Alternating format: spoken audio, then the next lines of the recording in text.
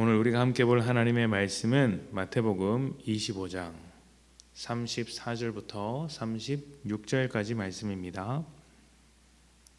마태복음 25장 34절부터 36절 34절을 봉독합니다. 그때 임금이 그 오른편에 있는 자들에게 이르시되 내 아버지께 복받을 자들이여 나와 창세로부터 너희를 위하여 예비된 나라를 상속받으라.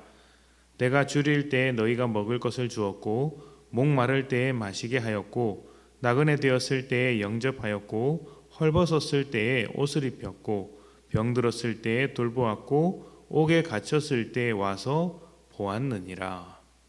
아멘. 예수님께서 제자들을 향해 너희는 세상의 빛과 소금이다 라고 하신 말씀이 있습니다. 빛으로서 어두운 세상을 비추고 소금으로서 맛없는 세상에 맛을 주어야 하는 존재가 바로 예수를 믿는 제자들, 교회여야 한다는 의미죠. 여기서 우리가 잘 생각해야 하는 것은 교회가 되기 위하여 빛과 소금이 되어야 한다는 것이 아닙니다. 교회이기 때문에 빛과 소금이라는 것이죠. 다시 말씀드려보자면 빛과 소금이라는 역할을 우리가 만들어내는 것이 아니라 예수님께서 만들어서 우리에게 주셨기 때문에 우리는 그 받은 역할을 이 세상 속에서 잘 해내야 하는 것입니다. 빛과 소금에 대한 말씀이 마태복음 초반부에 나온다면 오늘 말씀은 마태복음 후반부에 위치하고 있습니다. 그러나 내용적으로는 같은 말입니다. 이 세상에서 깨어있는 사람으로서 준비하고 있어야 할 사람으로서 빼앗길 수 없는 기쁨을 더 풍족하게 누려야 하는 사람으로서 우리가 세상에서 보여주어야 할 또 하나의 열매에 관한 이야기라는 것입니다. 목자가 양을 염소와 나누어 두듯이 양과 염소를 나누듯이 사람들이 오른쪽과 왼쪽으로 나뉘어 있습니다. 나눈 것은 목자이고 왕이지 양과 염소가 스스로 나눈 것이 아닙니다.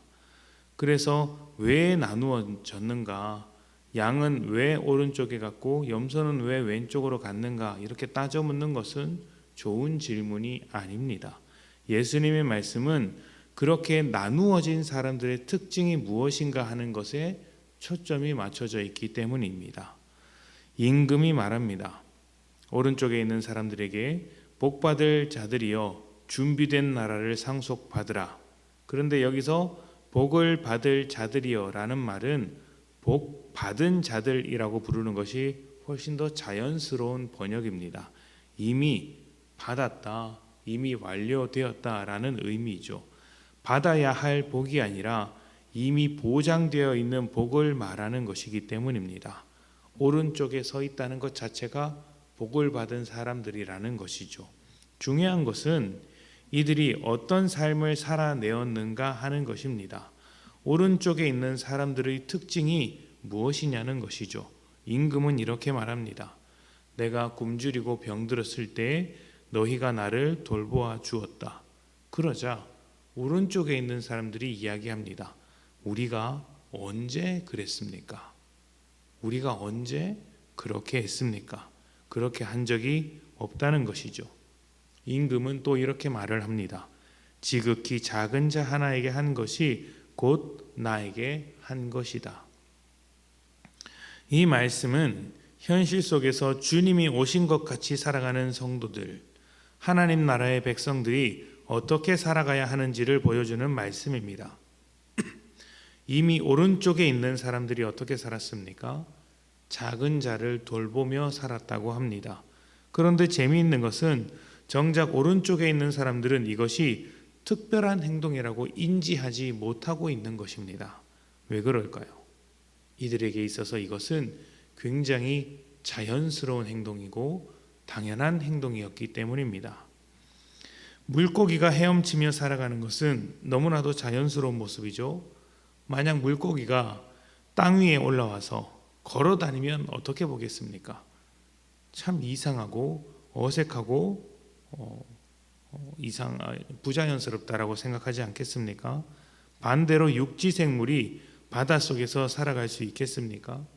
땅 위에서 사는 것이 자연스럽죠.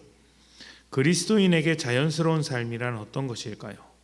예수님은 지극히 작은 자 하나를 돌보는 것이라고 가르치십니다. 이것이 어떤 삶일까요? 십자가의 은혜를 받았으니 그 은혜와 사랑으로 살아가는 삶이라고 할 수 있죠. 작은 자가 어떤 사람이냐면 사랑을 받기에는 너무나 부족한 사람, 모자란 사람, 칭찬을 받기에는 너무나도 보잘것없는 사람, 연약한 사람입니다. 그런 사람에게도 긍휼한 마음으로 다가갈 수 있는 것이 교회의 자연스러운 특징이어야 한다는 것이죠. 이 말씀 다음에는 왼쪽에 서 있는 사람들에 대한 이야기가 나옵니다. 그들의 특징이 무엇인지 아십니까? 십자가 사랑의 반대여야 하니까 사람들을 미워하고 악한 행동을 하는 것일까요? 예수님은 그렇게 말하지 않습니다. 예수님은 작은 자들을 보고도 아무것도 하지 않는 것이라고 합니다. 하나님의 사랑의 반대편에 서 있는 자들, 왼쪽에 서 있는 자들은 무관심한 자들이라는 것이죠. 십자가 사랑의 반대말은 무관심한 것, 아무것도 하지 않는 것이라고 이야기를 합니다. 그러고 보면 세상은 지독할 정도로 자기 일이 아니면 무관심합니다. 그들이 그렇게 하는 이유는 주님의 사랑을 받지 못했고 주님의 사랑을 알지 못하기 때문이죠. 그러나 우리는 다르다는 것을 기억하셔야 합니다. 우리는 그 사랑을 알고 받았으며 가지고 있습니다. 자격을 묻지 않는 그 놀라운 사랑, 긍휼히 여기는 사랑, 은혜의 사랑을 받았으니 우리는 그 사랑으로 살아가는 것입니다. 그것이 교회의 자연스러운 모습입니다. 우리를 교회로 부르셔서 하나님 나라의 상속자로 살게 하신 하나님의 그 은혜의 마음이 우리의 삶을 통해 나타나기를 바랍니다. 작은 자에게도 주저하지 않고 은혜를 나눌 수 있는 십자가를 꼭 닮은 교회, 십자가를 닮아 살아가는 성도님들이 되시기를 축복합니다. 함께 기도합시다.